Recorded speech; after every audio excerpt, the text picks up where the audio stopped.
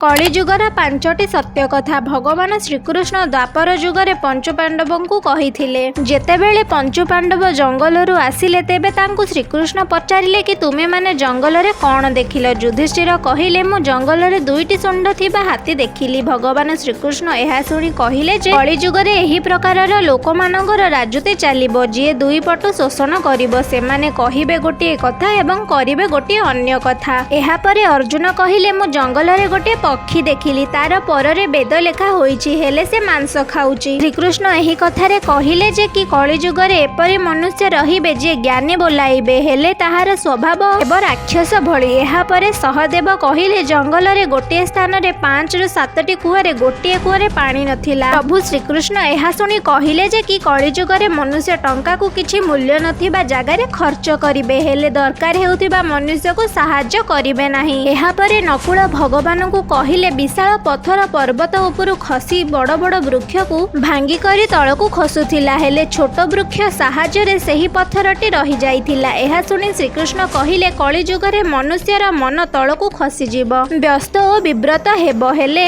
हरि शब्द कहिले ताकु मुख्य प्राप्ति मिलिबो। वीडियोटी पसंद आसीथिले वीडियोटी को लाइक शेयर करी कमेंट रे जय श्री कृष्ण लेखि करी आम चैनल टी को सब्सक्राइब करि दियंतु।